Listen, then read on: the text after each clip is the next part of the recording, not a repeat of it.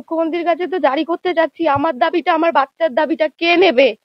আমার শাশুড়ি তো একটা চাকরি পেয়ে গেল, শাশুড়ির ব্যবস্থা শাশুড়ি তো করে নিল, আমারটা কি হবে? আমি এখন কি করব ওই বাচ্চাটাকে নিয়ে? নমস্কার বন্ধুরা, আপনারা দেখছেন পারফেক্ট পলিটিক্স, সাদা বাংলায় রাজনীতির কথা। বন্ধুরা, মাঝে মাঝে মনের মধ্যে প্রশ্ন ওঠে যে এই রাজ্যটাতে আসলে চলছেটা কি? এই রাজ্যে কি আদৌ কোনো নিয়ম কানুনের বালাই আছে, নাকি যে যার ইচ্ছে, যার যেটা ইচ্ছে হচ্ছে সেটাই করছে? আমাদের মুখ্যমন্ত্রী মমতা বন্দ্যোপাধ্যায়ের কথাই ধরুন। তিনি দুদিন আগে বারাসাতের যে ঘটনা, লাশ ঘর থেকে লাশের চোখ ইঁদুরের নিয়ে চলে যাওয়া, যেটা কিনা তদন্তে এখন পর্যন্ত বেরিয়ে এসছে যে ইঁদুরে নাকি খুবলে নিয়ে চোখ চলে গেছে। এখন কথা হচ্ছে যে সেই যে ঘটনা, সেই ঘটনার পর মুখ্যমন্ত্রী মমতা বন্দ্যোপাধ্যায়ের গাড়ির সামনে বিক্ষোভ দেখিয়েছিল পরিজনেরা।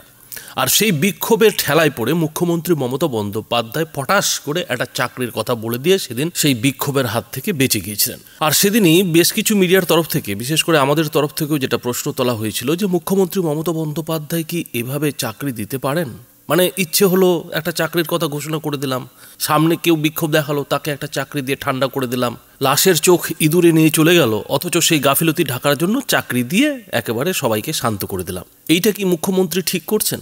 হতে পারে আইনত মুখ্যমন্ত্রীর যেটা কোটা রয়েছে সেই মুখ্যমন্ত্রীর কোটায় তিনি চাকরি বিলুচ্ছেন, কিন্তু নৈতিকতার দিক দিয়ে যদি ভাবা যায় তাহলে আদৌ কি তিনি সেটা করতে পারেন? কেননা সেটা করলে তো তাহলে ধরে নিতেই হবে যে এ রাজ্যে চাকরি পেতে গেলে কাউকে মরতে হবে। কারো মৃত্যুর খবর না পাওয়া পর্যন্ত, কোনো অঘটন না ঘটা পর্যন্ত এ রাজ্যে চাকরি পাওয়া যাবে না।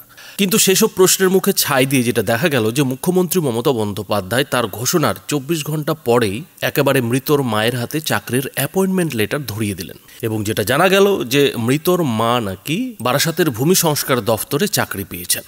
এতদূর পর্যন্ত সবকিছু ভালোই ছিল, কেননা মুখ্যমন্ত্রী কথা দিয়েছিলেন চাকরির কথা, তিনি সেই কথা রেখেছেন এবং মানবিকতার মুখ রক্ষা করেছেন। ফলে ব্যাপারটা সেখানেই মিটে যাওয়ার কথা, কিন্তু ব্যাপারটা সেখানে মিটল না।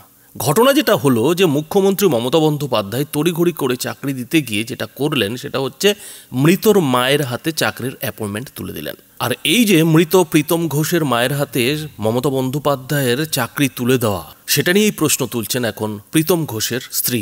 প্রীতম ঘোষের দুর্ঘটনায় মৃত্যুর কিছুদিন আগেই একটি শিশু হয়েছে, আর সেই যে শিশু, সেই শিশুকে কোলে নিয়েই এখন প্রীতম ঘোষের স্ত্রী হাহাকার করছেন যে চাকরিটা মুখ্যমন্ত্রী কাকে দিলেন। কেননা চাকরিটা তো তার দরকার ছিল, তার 17 দিন 18 দিনের শিশু সন্তান রয়েছে, সেই শিশু সন্তানের ভবিষ্যতের কথা ভেবে এবং আইনত প্রীতম ঘোষের বডির চোখ ইঁদুরে খুবলে নেওয়ার জন্য যাকে চাকরি দেওয়ার কথা ছিল তিনি তো তার স্ত্রী। কিন্তু মুখ্যমন্ত্রী মমতা বন্দ্যোপাধ্যায় কি করলেন? তিনি প্রীতম ঘোষের মাকে চাকরিটা দিয়ে বসলেন। এখন প্রীতম ঘোষের মায়ের কত বয়স, কতদিন চাকরি আছে, কতদিন তিনি চাকরিটা করতে পারবেন, সেটা নিয়েও প্রশ্ন উঠতে পারে যে এইখানে কোন খেলা চলছে। মুখ্যমন্ত্রী কেন প্রীতম ঘোষের স্ত্রীকে চাকরিটা না দিয়ে প্রীতম ঘোষের মাকে দিতে গেলেন? কেননা প্রীতম ঘোষের মায়ের বয়স স্বাভাবিকভাবে একটু বেশি হবে, বেশি দিন যে তার সরকারি চাকরি থাকবে না সেটাও স্বাভাবিক। কিন্তু চাকরিটা আইনত যার পাওয়ার কথা ছিল, নৈতিকতার দিক দিয়ে যার পাওয়ার কথা ছিল, স্থানীয় মিডিয়ার যেটা দাবি যে সেই স্ত্রী কিন্তু পেলেন না। তার বদলে মুখ্যমন্ত্রী মমতা বন্দ্যোপাধ্যায় 24 ঘন্টার মধ্যেই চাকরি দিতে গিয়ে চাকরিটা ধরালেন প্রীতমের মাকে। স্বাভাবিকভাবেই প্রীতম ঘোষের স্ত্রী এখন হাহাকার করে যেটা জানতে চাইছেন যে মুখ্যমন্ত্রী মমতা বন্দ্যোপাধ্যায় এটা করলেন কি, কেন তিনি এটা করলেন, আর এই যে ছোট্ট শিশু নিয়ে তার জীবন, সেই জীবনই বা চলবে কি করে। তো বন্ধুরা, প্রীতম ঘোষের স্ত্রী স্থানীয় মিডিয়াকে ঠিক কি বলছেন বন্ধুরা দেখুন। মুখ্যমন্ত্রীর কাছে তো জারি করতে যাচ্ছি, আমার দাবিটা, আমার বাচ্চার দাবিটা কে নেবে? আমার শাশুড়ি তো একটা চাকরি পেয়ে গেল, শাশুড়ির ব্যবস্থা শাশুড়ি তো করে নিল, আমারটা কি হবে? আমি এখন কি করব ওই বাচ্চাটাকে নিয়ে? আমি এখন কি করব? আমার তো এটাই তো আবেদন, আমি কি করব? আর শ্বশুর বাড়ির লোক আমার পরিচয় দিল না কেন? আমার বাচ্চার পরিচয় দিল না কেন? আমার বাচ্চার পরিচয়, আমার বাচ্চা কি নেই? আমার বাচ্চা তো রয়েছে, তাদের পরিচয়টা দিল না কেন? আমি তো সেটাই তাদের কাছে জানতে চাইছি। সবাই মিলে শুধু বলছে মা মা মা, কেন বললো যে বউ নেই? আমি তো এই তো বউ রয়েছি, আমাকে নিয়ে যাওয়া হয়নি, আমি শুধু অপারেশনের ব্যক্তি বলে আমি ওখানে যাইনি বলে তাই আমার নামটা পুরো বাদ চলে গেল যে বউ নেই। ওরা ওখানে তো ডিরেক্ট মুখ্যমন্ত্রীকে বলেছে, যখন মুখ্যমন্ত্রী বললো বউ, ওরা বলছে বউ কাজ করতে পারবে। আমি ভিডিওটা দেখেছি, দেখে বলছে না বউ কাজ করতে পারবে না। কেন? বউ কি বেকার? বউ কি পড়ে রয়েছে বাড়িতে পা হাত পা ভেঙে? বউ কি নেই? ওরা বলতে তো পারতো ওখানে যে না বউ আছে, ওরা তো একবারও বললো না যে না বউ আছে, সোজা মা মা মা মা করে চিল্লাচ্ছে, বাচ্চাটার কথা একবার পর্যন্ত তুললো না। কেন তুললো না? আমার কাছে এটাই ওদের কাছে বড় প্রশ্ন, কেন তুললো না বাচ্চাটার কথা ওরা? থানায় যাওয়া হয়নি, আমি থানা থেকে ওটা হ্যান্ড ওভার করে দিয়েছি ওদেরকে, ওরা যা পাচ্ছে তাই করছে। আমি এই 18 দিনের 19 দিনের যে সিজার হয়েছে আমি এত জব করতে পারি, আমি ওই জন্য ওদের কাছে লাস্টটা হ্যান্ড ওভার করে দিয়েছি যে না ওরা নিয়ে ওরা যা পারুক তাই করুক, আমি বাড়িতে বসে সবকিছু ঠিকঠাক পাবো। ওদের কাছ থেকে ভালো কিছু আমি আশা করেছিলাম, ওরা বলছে সান্ত্বনা দিচ্ছে আমি সব ঠিক করে দেবো, আমি সব ঠিক, আমার ননদ বাড়ির শাশুড়ি সবাই বলেছে তোর ব্যবস্থা করে দেবো, তোর ব্যবস্থা হবে, তোর ব্যবস্থা হবে। তো কি ব্যবস্থা হলো মুখ্যমন্ত্রীর কাছে আমার এটাই জানি যে আমার কি ব্যবস্থা হলো। আমার কথা তো কেউ তুললোই না, ওদের বাড়ির লোক তো কেউ আমার কথা তুললোই না। ওজন বাচ্চাটার কথা, আমার কথা বাদ, আমার বাচ্চাটার কথা পর্যন্ত তুললো না।